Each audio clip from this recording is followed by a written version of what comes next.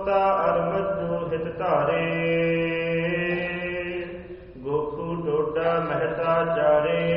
ਵਾਹਿਗੁਰੂ ਜੀ ਕਾ ਖਾਲਸਾ, ਵਾਹਿਗੁਰੂ ਜੀ ਕੀ ਫਤਿਹ। ਸਤਿਗੁਰੂ ਗਰੀਬ ਨਵਾਜ ਅੰਤਰਜਾਮੀ ਸੱਚੇ ਪਾਤਸ਼ਾਹ, ਪਤਿਤ ਪਾਵਨ ਭਗਤ ਵਛਲ ਕਿਰਪਾ ਨਿਦਾਨ ਸਾਹਿਬ ਸ੍ਰੀ ਗੁਰੂ ਨਾਨਕ ਦੇਵ ਜੀ ਮਹਾਰਾਜ, ਧੰਨ ਕਲਗੀਧਰ ਪਿਤਾ ਪੰਥ ਦੇ ਵਾਲੀ ਅੰਮ੍ਰਿਤ ਕੇ ਦਾਤੇ ਸਰਬੰਸਦਾਨੀ ਗੁਰੂ ਗੋਬਿੰਦ ਸਿੰਘ ਸਾਹਿਬ ਜੀ ਮਹਾਰਾਜ, ਦਸਾਂ ਪਾਤਸ਼ਾਹੀਆਂ ਦੀ ਆਤਮਿਕ ਜੋਤ, ਸ਼ਬਦਾ ਅਵਤਾਰ ਕਲਯੁਗ ਕੇ ਬੋਇਥ ਨਾਮ ਕੇ ਜਹਾਰ ਸ੍ਰੀ ਗੁਰੂ ਗ੍ਰੰਥ ਸਾਹਿਬ ਜੀ ਦੀ ਪਾਵਨ ਪਵਿੱਤਰ ਹਜ਼ੂਰੀ ਵਿੱਚ ਸੰਧਿਆ ਦੇ ਦੀਵਾਨ ਸਜੇ ਹਨ।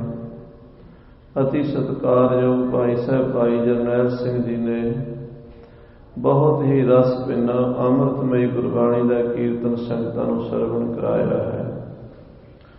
ਔਰ ਆਪਾਂ ਜੋ ਇਹ ਵੀਕਐਂਡ ਹੈ, ਜੋ ਖਾਲਸਾ ਪੰਥ ਦੇ ਮਹਾਨ ਯੋਧੇ ਜਰਨੈਲ ਸਿੰਘ ਸਾਹਿਬ ਸੁਲਤਾਨੁਲ ਕੌਮ ਜਥੇਦਾਰ ਬਾਬਾ ਜੱਸਾ ਸਿੰਘ ਜੀ ਆਹਲੂਵਾਲੀਆ ਜੀ ਦਾ 300 ਸਾਲਾ ਜਨਮ ਦਿਹਾੜਾ ਇਸ ਸ਼ਤਾਬਦੀ ਮਨਾ ਰਹੇ ਹਾਂ।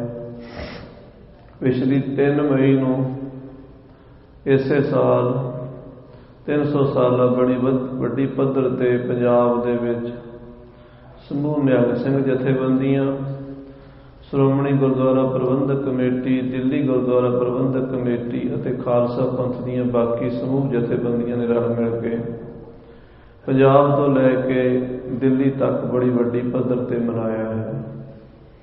ਇੱਥੋਂ ਦੀਆਂ ਸੰਗਤਾਂ ਨੇ ਵੀ ਵਿਚਾਰ ਕੀਤੀ। ਸਤਿਕਾਰਯੋਗ ਭਾਈ ਲਖਬੀਰ ਸਿੰਘ ਜੀ, ਉਹਨਾਂ ਨੇ ਫੁਰਨਾ ਮਨ ਵਿੱਚ, ਗੁਰੂ ਸਾਹਿਬ ਨੇ ਉਹਨਾਂ ਦੇ ਮਨ ਵਿੱਚ ਬਖਸ਼ਿਆ ਕਿ ਬਾਬਾ ਜੀ ਦੇ ਜਨਮ ਦਿਨ ਉੱਤੇ ਅਖੰਡ ਪਾਠ ਸਾਹਿਬ ਹੋਣਾ ਜ਼ਰੂਰੀ ਹੈ ਤੇ ਉਹਨਾਂ ਦੀ ਸ਼ਾਨ ਵਿੱਚ ਮਹੱਲਾ ਵੀ ਕੱਢਿਆ ਜਾਵੇ, ਕਿਉਂਕਿ ਪੰਥ ਖਾਲਸੇ ਵਿੱਚ ਅਜੇ ਤੱਕ ਦਿੱਲੀ ਦੇ ਤਖਤ ਤੇ ਸਾਡਾ ਇੱਕੋ ਹੀ ਬਾਦਸ਼ਾਹ ਬੈਠਾ ਹੈ, ਜਿਸ ਦਾ ਨਾਮ ਬਾਬਾ ਜੱਸਾ ਸਿੰਘ ਜੀ ਆਹਲੂਵਾਲੀਆ ਹੈ।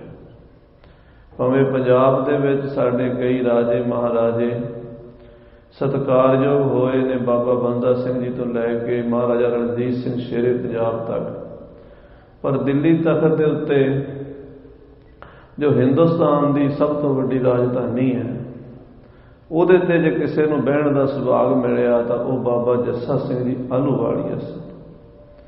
ਇਹਨਾਂ ਦੇ ਪਿਤਾ ਜੀ ਬਾਬਾ ਬਦਰ ਸਿੰਘ ਜੀ ਦਿਆਲ ਸਿੰਘ ਜਿਨ੍ਹਾਂ ਦਾ ਨਾਮ, ਕਿਉਂਕਿ ਪੰਥ ਵਿੱਚ ਐਸੀ ਮਰਿਆਦਾ ਸੀ ਜੇ ਅੰਮ੍ਰਿਤ ਛਕਾਉਂਦੇ ਸੀ ਨਾਮ ਬਦਲ ਦਿੰਦੇ ਸੀ। ਇੱਕ ਨਾਮ ਉਹਨਾਂ ਦਾ ਦਿਆਲ ਸਿੰਘ ਹੈ, ਇੱਕ ਨਾਮ ਉਹਨਾਂ ਦਾ ਬਦਰ ਸਿੰਘ ਆਉਂਦਾ ਇਤਿਹਾਸ ਵਿੱਚ। ਪਿੰਡ ਆਲੂ ਦੇ ਵਸਨੀਕ ਸਨ। ਜਦੋਂ ਸਤਿਗੁਰੂ ਦਸਵੇਂ ਪਾਤਸ਼ਾਹ ਮਹਾਰਾਜ ਅਨੰਦਪੁਰ ਸਾਹਿਬ ਦਾ ਕਿਲ੍ਹਾ ਛੱਡ ਕੇ ਮਾਲਵੇ ਦੀ ਧਰਤੀ ਤੇ ਗਏ ਤੇ ਸਤਿਗੁਰਾਂ ਦਾ ਸਾਰਾ ਪਰਿਵਾਰ ਸ਼ਹੀਦ ਹੋ ਗਿਆ ਤੇ ਸੱਚੇ ਪਾਤਸ਼ਾਹ ਲੱਖੀ ਜੰਗਲ 'ਚ ਆ ਡੇਰਾ ਲਾਇਆ। ਲੱਖੀ ਜੰਗਲ ਤੋਂ ਪਹਿਲਾਂ ਗੁਰੂ ਸਾਹਿਬ ਗੁਪਤ ਰਹੇ। ਜਦੋਂ ਲੱਖੀ ਜੰਗਲ ਆਏ ਤੇ ਉੱਥੇ ਮਹਾਰਾਜ ਪ੍ਰਗਟ ਹੋ ਗਏ ਤੇ ਬਚਨ ਕੀਤਾ ਵੀ ਖਾਲਸਾ ਹੁਮ ਹੁਮਾ ਕੇ ਜਿੱਥੇ ਵੀ ਕੋਈ ਹੈ ਬੈਠਾ ਆਓ। ਉਸ ਵੇਲੇ ਦੀ ਜੋ ਹਾਲਾਤ ਸੀ ਉਹ ਆਪ ਹਜ਼ੂਰ ਨੇ ਆਪਣੀ ਕਲਮ ਨਾਲ ਦਸਮ ਗ੍ਰੰਥ ਵਿੱਚ ਲਿਖੀ ਹੈ। ਲੱਖੀ ਜੰਗਲ ਖਾਲਸਾ ਆਏ ਦੀਦਾਰ ਲੱਗੋ ਨੇ, ਸੁਣ ਕੇ ਸਦ ਮਾਹੀ ਦਾ ਮੇਹੀ ਪਾਣੀ ਕਾ ਮੋਤੋ ਨੇ, ਕਿਸੇ ਨਾਰ ਨ ਰਲਿਆ ਕਾਈ ਕੋਈ ਸ਼ੌਂਕ ਪਇਓ ਨੇ, ਗਿਆ ਫਰਾਕ ਮਿਲਿਆ ਮਿਤ ਮਾਈ ਤਾਈ ਸ਼ੁਕਰ ਕੀਤਾ ਉਹਨੇ। ਖਾਲਸਾ ਮਾਝੇ ਦਾ, ਮਾਲਵੇ ਦਾ, ਦੁਆਬੇ ਦਾ, ਪੋਠੋਹਾਰ ਦਾ, ਧੰਨੀ ਕੇਪ ਦਾ, ਲੰਮੇ ਦੇਸ਼ ਦਾ, ਦੂਰ ਦੂਰ ਜਿੱਥੇ ਸਿੰਘ ਰਹਿੰਦੇ ਸੀ, ਜਦੋਂ ਪਤਾ ਲੱਗਾ ਵੀ ਗੁਰੂ ਕਲਗੀਆਂ ਵਾਲੇ ਪ੍ਰਗਟ ਸਹੀ ਸਲਾਮਤ ਲੱਖੀ ਜੰਗਲ ਪਹੁੰਚ ਗਏ ਨੇ, ਇੱਕ ਸਿੰਘ ਨੂੰ ਪਤਾ ਲੱਗਾ ਤੇ ਉਹਨੇ ਗੁਆਂਢੀ ਨੂੰ ਆਵਾਜ਼ ਮਾਰੀ ਹੈ, ਸਜਣਾ ਕਲਗੀਆਂ ਵਾਲੇ ਪਾਤਸ਼ਾਹ ਕੋਲ ਚੱਲਣਾ ਤੇ ਆ ਜਾ। ਉਹ ਕਹਿੰਦਾ ਮੈਨੂੰ ਅੱਧਾ ਘੰਟਾ ਦੇ ਦੇ ਤੇ ਮੈਂ ਤਿਆਰ ਹੋ ਜਾਵਾਂ। ਉਹ ਕਹਿੰਦੇ ਫਿਰ ਤੂੰ ਆਉਂਦਾ ਰਹੀ, ਮੈਂ ਚੱਲਿਆ। ਇਹ ਬਚਨ ਇੱਦਾਂ ਪਾਤਸ਼ਾਹ ਲਿਖ ਰਹੇ ਨੇ ਕਿ ਜਦੋਂ ਖਬਰ ਮਿਲੀ ਨਾ ਬਈ ਲੱਖੀ ਜੰਗਲ ਖਾਲਸਾ ਆਏ ਦੀਦਾਰ ਲੱਗੋ ਨੇ, ਕਿਸੇ ਨਾਲ ਨਾ ਰਲਿਆ ਕਾਈ, ਇਹਦਾ ਮਤਲਬ ਇਹੀ ਹੈ ਵੀ ਇੱਕ ਬੰਦਾ ਇੰਨਾ ਕਾਹਲਾ ਹੈ ਉਹ ਦੂਜੇ ਨੂੰ ਨਾਲ ਨਹੀਂ ਰਲਾ ਸਕਦਾ। ਉਹ ਕਹਿੰਦਾ ਫਿਰ ਜੇ ਤੂੰ ਦੇਰ ਲਾਣੀ ਹੈ ਤਾਂ ਤੂੰ ਪਿੱਛੋਂ ਆ ਜੀ, ਮੈਂ ਤੇ ਜਾ ਕੇ ਦਰਸ਼ਨ ਕਰ ਲਵਾਂ। ਸਰਦਾਰ ਬਦਰ ਸਿੰਘ ਜੀ ਵੀ अपने मोढे बंदूक टंगी, ढाल तलवार सजाई, शस्त्र सजाए, कलगियां वाले पातशाह को जा पहुंचे। हजूर की हाजरी विच रहे, महाराज दे नाल रहिंदे रहिंदे सेवा करते, गुरु दीयां खुशियां दे पात्र बनते गए। ते अपने मन की सदर गुरु साहब ने जदों खुशी की ते मंगी, महाराज कहते सिंघा सेवा बड़ी करदा है, मंग की मंगदा? कहन लगा सच्चे पातशाह अपने खजाने विचों एक भुजंगी दे दिओ, एक पुत्र की दात दे दिओ। सतगुरु मुस्कुरा पए, कहन लगे पुत्र तो होवेगा पर अजे थोड़ा समा लगेगा, कुछ साल तेन बंदगी करनी पएगी, जप तप करना पएगा, तेरे घर बड़ा महापुरुष करने वाला पंथ का बादशाह पैदा होएगा। समा आया, इन्हां दी पत्नी ते दोवें ही बाणी दे बड़े रसीए सन। घर वाली कीर्तन करदी सी ते कीर्तन इन्ना हर वेले पंथ प्रकाश में लिखिया होया भाई रतन सिंह जी ने कि हर वेले पोथी कमर कसे च रखते सन। माता जी पिता बदर सिंह जी समा पा के इन्हां दे घर 10वें पातशाह के ज्योति जो समान तो भी 10 साल बाद, क्योंकि 8 विच महाराज ज्योति जो समाए, 18 दे विच इन्हां दे घर भाग लगे बाबा जस्सा सिंह जी आलूवालिया सुल्तानुल कौम का जन्म होया। पर कुदरत नूं मंजूर नहीं सी बदर सिंह नूं अपने पुत्र दे चढ़दी कला दे दिन देखने। 5 साल दे जस्सा सिंह नूं छड्ड के 1723 दे विच सरदार बदर सिंह जी इस दुनिया तो चाले पा गए। मां पुत्र जस्सा सिंह ते उन्हां दी मां अनाथ हो गए ते इन्हां दे मामा जी बाघ सिंह हल्लोवालिया इन्हां दा मामा लगदा सी बाबा जस्सा सिंह दा। अपनी भैन ते अपने भाणजे नूं दिल्ली माता सुंदरी जी के चरणों में छड्ड आए। माता जी ने इन्हां दोवां दी पालना की। माता जी की माता सुंदरी जी की सेवा बड़े प्रेम नाल जस्सा सिंह की मां करया करदी सी अते जस्सा सिंह नूं माता जी आप गुरबाणी की संथ्या दिया करते सी। वड्डे माता माता सुंदरी कलगीधर पातशाह दे महल अते माता साहब देवां जी खालसे दे माता जी, इन्हां दोवां माईयां दे कोल जस्सा सिंह पढ़िया। जदों गुरमत की विद्या लै लई, गुरबाणी भी पढ़ लई, शस्त्र विद्या ते होर विद्या वास्ते इन्हां नूं पंथ विच भेजिया गया। दिल्ली च रहिंदिआं जस्सा सिंह ने उर्दू फारसी जिहड़ी उस वेले दी स्कूली विद्या सी, जिहड़ी अजकल स्कूलों कॉलेजां च जिवें कहने भी दुनियावी विद्या पढ़ाई जाती है, उदों कॉलेजां दी मदरसियां च विद्या पढ़ाई जाती सी। दिल्ली च पढ़न करके बाबा जी की बोली भी जिहड़ी है ना वो हिंदी उर्दू की रली मिली हो गई। पंजाबी बहुत घट बोलनी आउंदी सी क्योंकि रहे दिल्ली मदरसियां विच हमको तुमको करया करदे सन। पंथ प्रकाश विच बचन आउंदा कि जदों 16 सालां दा होया जस्सा सिंह बड़ी डील डोल वाला जवान सी। 16 सालां दा ही वो 6.5 फुट लम्मा कद सी ते हाथी की सुंड वर्गियां उहदियां बलवान बाहां सन। खरास ते पुर वर्गी चौड़ी छाती सी, बड़ा नूरानी चेहरा सी ते गुरबाणी के रंग विच वो पूरी तरह रंगिया गया सी। माता जी ने पंथ के जरनैल जथेदार सिंह साहब नवाब कपूर सिंह साहब वाल हुक्मनामा भेजिया कि सिंह साहब जी आ बच्चा तुहाडे कोल भेज रहे हैं, इनू वध तो वध शस्त्र विद्या च निपुण करके तैयार बर तैयार करके पंथ का जरनैल बनाना। कलगियां वाले पातशाह की ये उत्ते किरपा है, ये पिता जी नूं वर होया है, ये बादशाह बनेगा। जदों साध संगत जी ये बच्चा पंथ विच आ गया तो उदों बाबा नवाब कपूर सिंह जी क्योंकि ब्रह्मचारी साधु सन, उन्होंने विआह नहीं कराया। बुढ़े दल के जिन्ने पुरातन जथेदार होंदे सन उस दिन की मर्यादा सी भी वो भंगम रहिंदे सन। कारण की सी भी सारी उम्र जंगां युद्धां विच ही लंघ जानी, घर पिछे का मोह ही नहीं कीता, गुरु नूं ही अपना जीवन सौंप दिता। नवाब कपूर सिंह जी बारे आपां सुनिया ही है कि उन्हां दे पिता दलीप सिंह जी विरक उन्होंने लैके जदों महाराज 10वें पातशाह कोल आए सी सन 1697 दे विच 6 महीनों का कपूर सिंह गुरु कलगीधर की गोदी च दिता सी ते हजूर ने आख्या सी ये ते साडा नवाब है। वो नवाबी उन्होंने मिली सी पंथ दी ते बाबा नवाब कपूर सिंह जी दे कोल ये नौजवान बाबा जस्सा सिंह जी आलूवालिया जिहड़े आके भर्ती हो गए। थोड़े ही दिनों में सारी शस्त्र विद्या घोड़ सवारी नेजाबाजी तीर अंदाजी जिन्ने भी शस्त्र ने उन्हां शस्त्रां नूं चलाउण दे रंग ढंग बाबा जी सिख गए ते गुरबाणी दे विच पूर्ण कीर्तनीय ते रसीए बन गए। अपनी माता जी दे नाल वो फिर कीर्तन की सेवा भी करया करते सन। एक उन्हां दी जिम्मेवारी नवाब कपूर सिंह जी ने लाई कि खालसे पंथ दे घोड़ियां नूं दाणा वंडना, क्योंकि उस वेले जकरिया खान ने सिखां नूं खत्म करन लई एक साजिश की सी। उन्हें सिखां नूं नवाबी इस करके नहीं सी दित्ती कि सिखां नूं वो चंगा समझदा सी, उन्हें इस करके दित्ती सी कि जे सिख नवाबी लैके 1.25 लाख की जगीर लैके अमृतसर च टिक के बह जाएंगे, इन्हां दा जिहड़ा मारखोरा सुभाਅ है वो बदल जाएगा, ये खिंड पुंड जाणगे, अपने घरां नूं वापस परत जाणगे ते आराम परस्त हो जाणगे, फिर इन्हां नूं असीं खत्म कर देंगे। पर काम उल्टा हो गया। ਸਿੰਘਾਂ की गिणती जी 70,000 घोड़ा हो गया सी उस वेले। इस करके नवाब कपूर सिंह जी ने 5 तरने दल बनाए सीगे। नौजवान ਸਿੰਘਾਂ दे 5 तरने दल बना के एक नूं रामसर, एक नूं विवेकसर, एक नूं संतोखसर, एक नूं कौलसर, एक नूं अमृतसर ते बाबा जी ने अपना जिहड़ा पड़ां सी श्री अकाल तख्त साहिब ते नवाब कपूर सिंह जी ने रखिया सी।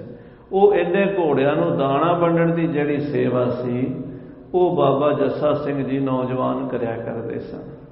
कहते वो माझे के ਸਿੰਘਾਂ का सुभाਅ तो आप जानते ही पंजाबियों का खुला जिहा हुंदा है, वो इनू छेड़िया करते सी। हम की तुम की छेड़ पा देती। कोई गल होनी, जस्सा सिंह ने जदों आउणा कहना हम की तुम की, ते उन्हें गुस्सा करना खिजणा भी मैनू ये सारे हम की तुम की कहते हैं। पंथ प्रकाश में लिखिया है, कहते जस्सा सिंह अपने बजुर्ग बाबा नवाब कपूर सिंह जी को गया, जथेदार जी को जाके कहन लगा हम ते दाना वंडत नहीं, मेरे तो दाना नहीं वंडिया जाता। नवाब साहब कहन लगे भुजंगिया की गल है, क्यों नहीं दाना वंडिया जाता? कहता जी मैं इन्हां दे घोड़ियां नूं दाना वंडदा ते मैनू हम की तुम की करके छेड़ते ने, मैनू धौल तप्पा कोई बहुत कराही, मैनू धौल तप्पा भी कर देंदे ने, मेरे नाल ये बड़ा मजाक करते हैं, मैं इन्हां दे घोड़ियां नूं नहीं दाना वंडना। नवाब कपूर सिंह जी पंथ के दीवान च बैठे सन श्री अकाल तख्त साहिब ते, खालसा आले दुआले सजिया होया सी।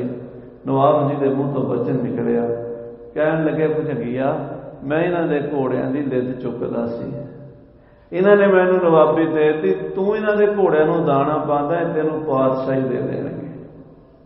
पंथ प्रकाश रतन सिंह जी भंगू लिखते हैं, वो जिन्ने सिंह उत्थे बैठे सी हज़ारां की तादाद में, उन्हां सिंघां ने वो गल पल्ले बन लई कि नवाब जी का वचन पूरा करना, एक दिन दिल्ली के तखत ते असीं जस्सा सिंह नूं बिठावांगे, भावें इस काम नूं इस गल नूं कहण विच ते पूरे होण विच घट्टो घट 45 साल लगे।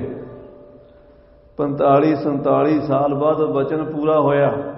1783 ਵਿੱਚ पूरा होया जदों दिल्ली के तखत ते बाबा जस्सा सिंह जी आलूवालिया सुल्तानुल कौम बादशाह कौम दे बन के बैठे। पर खालसे च सिरड़ किन्ना सी, करम सिंह हिस्टोरीअन ने लिखियां गल्लां कुछ, एक बहुत कमाल की किताब है। वो कहते ਸਿੰਘਾਂ ने जिहड़ी गल पल्ले बन लैंदे सी ना, उहदे ते दृढ़ हो जाते सी भी ये करके रवांगे, भावें उन्हां दीयां पुश्तां लंघ जांदियां सी। एक पीढ़ी दूजी पीढ़ी नूं कह जाती सी भी आह काम साडा मिथ्या होया ते तुसीं पूरा करना। वो पीढ़ी अपनी अगली पीढ़ी नूं कह जाती सी भी बच्चों साडे गुरु ने सानूं आह गल सौंपी सी ते असीं आह तुहानूं सौंप चले हां, इहनूं तुसीं पूरा करना। कैसा वो खालसा सी, कैसा वो सिरड़ सी, कैसा वो इरादा सी। किसी भी लोभ लालच विच वो नहीं झुके, किसी सुख आराम अगे नहीं झुके।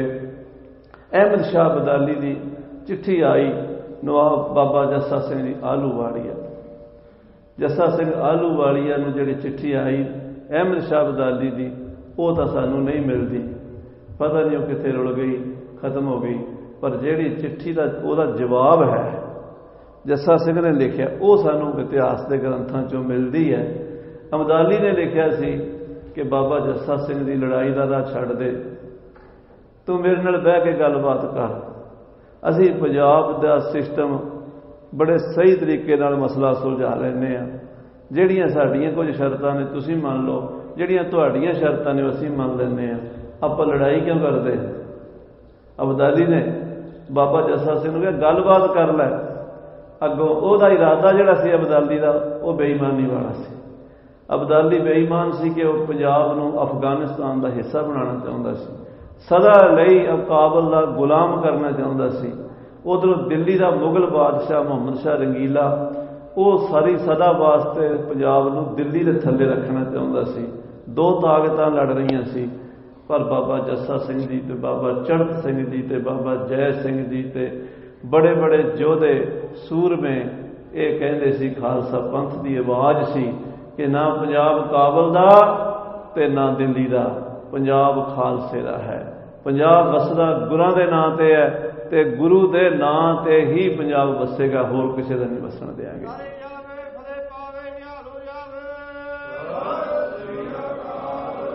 उस जथेदार बाबा जस्सा सिंह ने जी चिट्ठी लिखी, जवाब लिखिया, ਉਹਦੇ बड़े कमाल के बोल मिलते हैं।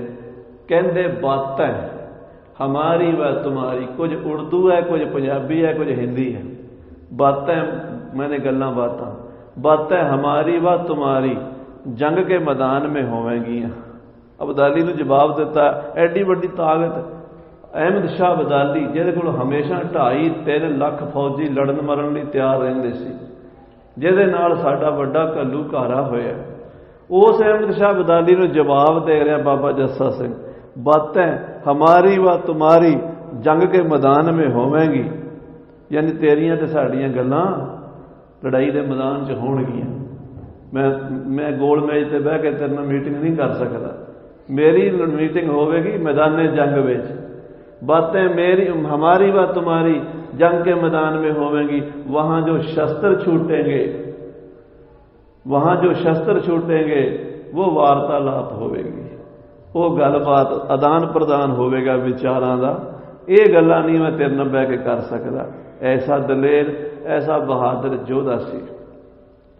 उन्हें 30 साल की उम्र में सब तो पहला सन 1747 दे विच, उदों 30 भी पूरे नहीं सी होए, 29 साल दे सन, अमृतसर का हाकम सलावत खान अपने हत्थीं झटकिया सी। मुसलमानों का एक बहुत बड़ा जरनैल सलावत खान अमृतसर से कब्जा करके बैठा सी। बाबा जस्सा सिंह अपनी फौज लैके आया तो पलो पली दे विच जंग जित के सलावत खान नूं मैदाने जंग अपने हत्थीं मार के श्री अमृतसर आज़ाद कराया सन 1747 दे विच। एक नहीं एक दिन भी जिंदगी का 65 साल उम्र हुई बाबा जस्सा सिंह की। 65 साल की उम्र विच एक दिन भी अपने सुख आराम नाल नहीं जीविया। घोड़े की काठी ते नंगी तेग ये उस महाबली योधे का वरतारा रहा। कल के दीवान में आपां साध संगत जी बाबा जस्सा सिंह जी के बारे होर इतिहासक पक्षां ते जिहड़े उन्होंने दिल्ली फतेह की, वड्डा घल्लूघारा पहला छोटा घल्लूघारा सी, जदों उदों बाबा जी की उम्र कुल 28-27 साल की सी, भरवीं जवानी की उम्र सी। जदों वड्डा घल्लूघारा होया उदों बाबा जी की उम्र लगभग 45 साल की सी ते उस वेले दा पूरी कमान बाबा जस्सा सिंह ने सांभी सी। वड्डे घल्लूघारे 'च 22 फट लगे सन शरीर के उत्ते।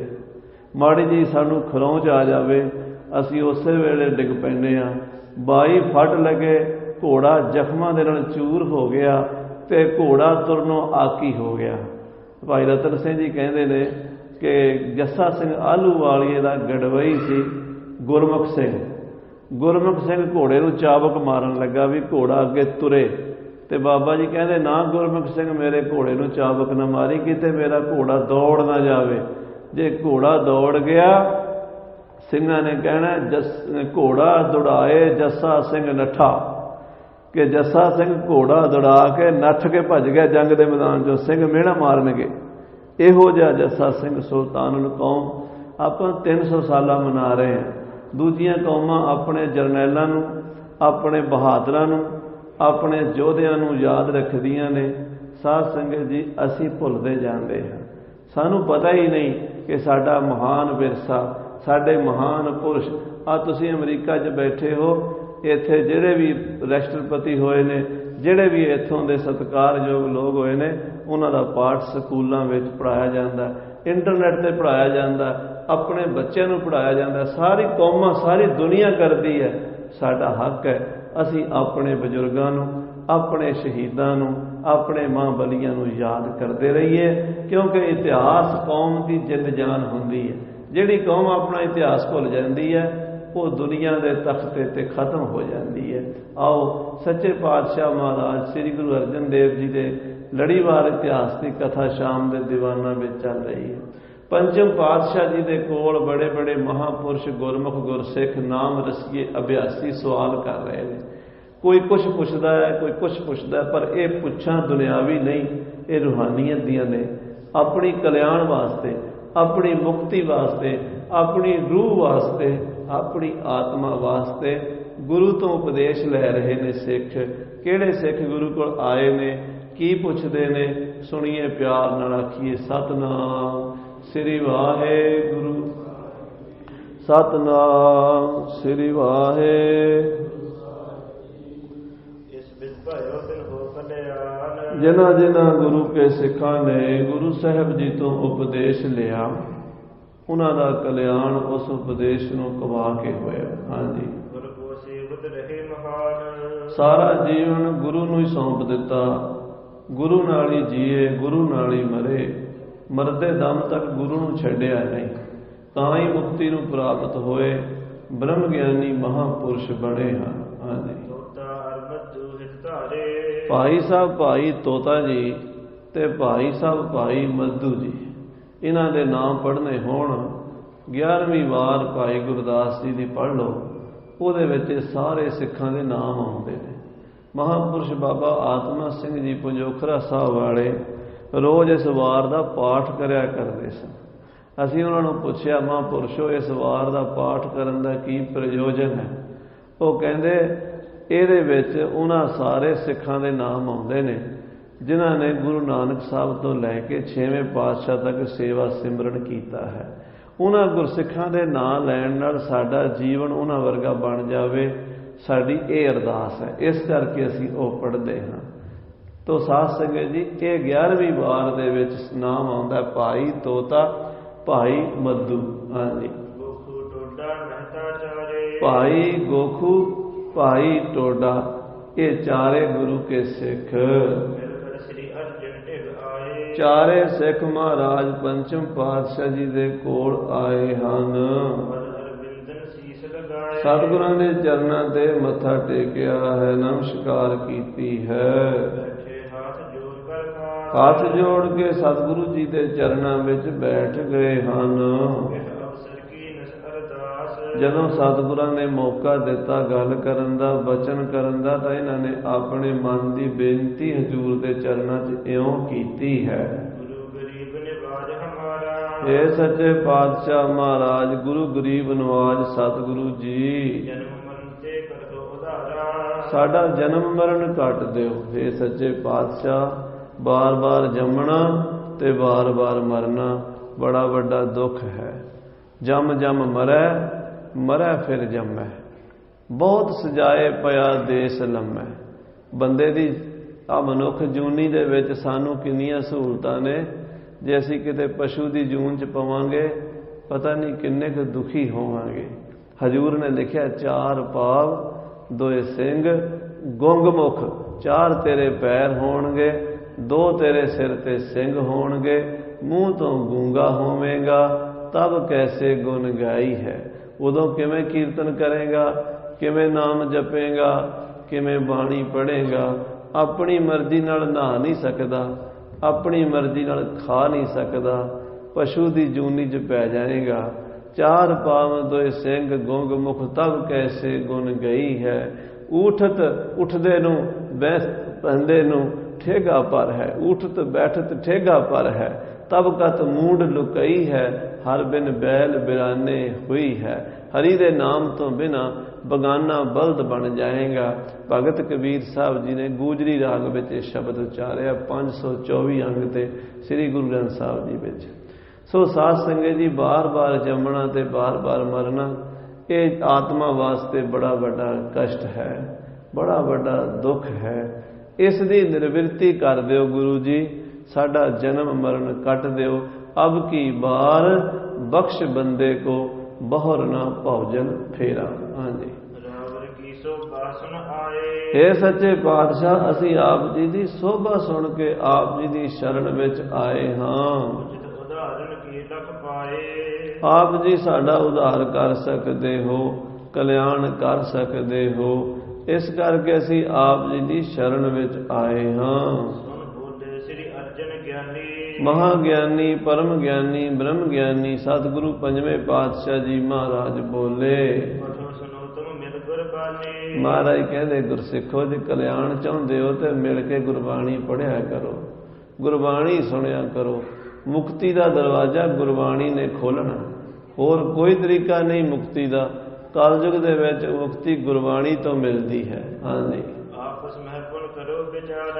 गुरबाणी पढ़िया करो, गुरबाणी सुनिया करो, तो जदों इकट्ठे होया करो तो गुरबाणी दी विचार करया करो। अजकल जिथे चार सिख इकट्ठे हुंदे ने साध संगत जी नवीं ताजी पुछदे ने, इधर उधर दीयां गल्लां करदे ने। गल तां करनी गुरु दी, गुरबाणी दी।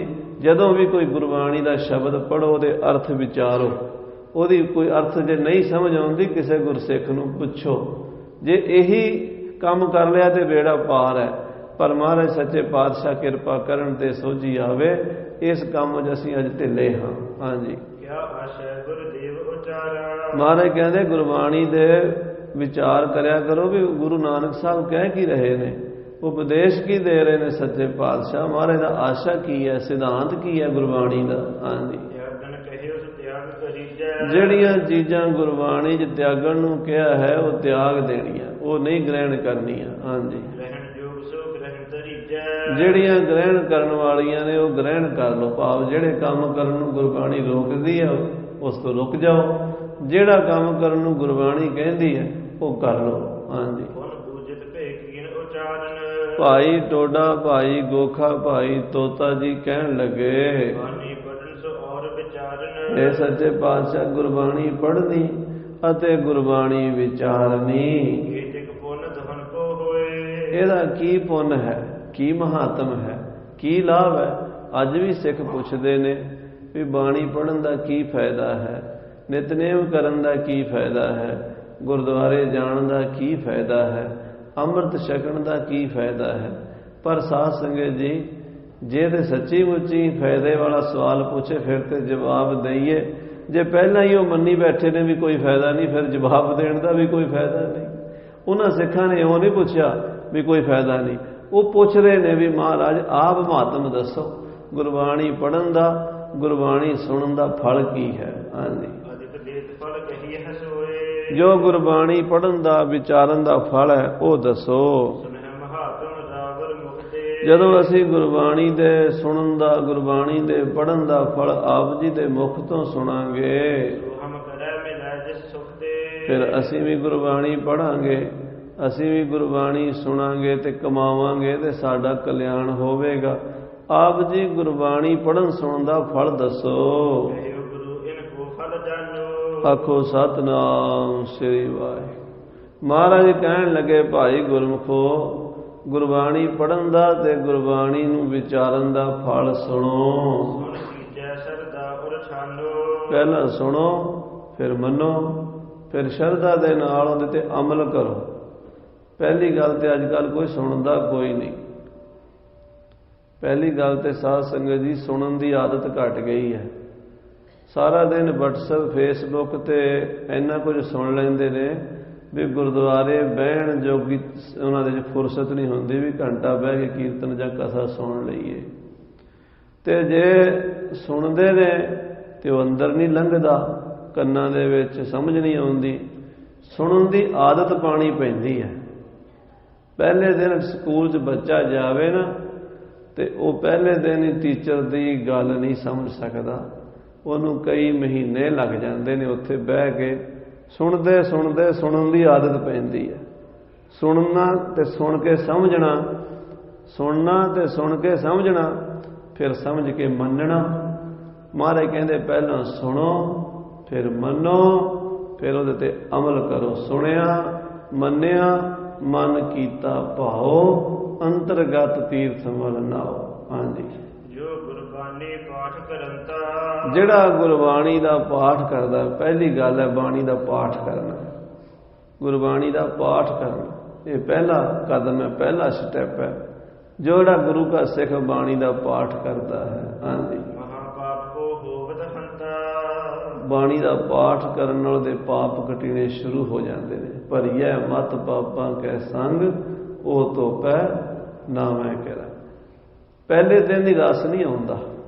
ਭਾਈ ਵੀਰ ਸਿੰਘ ਜੀ ਹੋਰਾਂ ਨੇ ਬਚਨ ਲਿਖੇ ਨੇ, ਉਹ ਕਹਿੰਦੇ ਕਈ ਕਹਿੰਦੇ ਆ ਸਾਨੂੰ ਬਾਣੀ ਪੜ੍ਹਦੇ ਆ ਰਸ ਨਹੀਂ ਆਉਂਦਾ, ਨਾਮ ਜਪਦੇ ਆ ਰਸ ਨਹੀਂ ਆਉਂਦਾ। ਉਹ ਕਹਿੰਦੇ ਅਜੇ ਪਿਛਲੇ ਪਾਪ ਧੋਏ ਜਾ ਰਹੇ ਨੇ, ਟਾਈਮ ਲੱਗਣਾ। ਬਾਣੀ ਪੜ੍ਹਨ ਨਾਲ ਮੈਲ ਉਤਰੇਗੀ ਅੰਤਸ਼ਕਰਨ ਦੀ। ਪਹਿਲਾਂ ਭਾਂਡਾ ਸਾਫ਼ ਹੋਵੇਗਾ ਫਿਰ ਰਸ ਆਵੇਗਾ ਕਿ ਪਹਿਲੇ ਦਿਨ ਹੀ ਆ ਜਾਏਗਾ?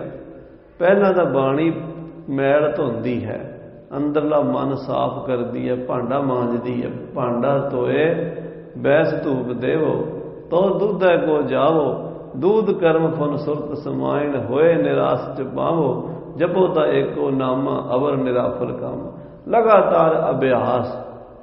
ਸਾਧ ਸੰਗਤ ਜੀ, ਇਹੋ ਜਿਹੇ ਗੁਰਸਿੱਖਾਂ ਦੇ ਦਰਸ਼ਨ ਹੋਏ ਨੇ ਜਿਹੜੇ ਇਸ ਮਹੀਨੇ 'ਚ 4 ਵਾਰੀ ਭੋਗ ਮਹਾਰਾਜ ਦੇ ਪਾਠ ਦਾ ਪਾ ਦਿਆ ਕਰਦੇ ਸੀ।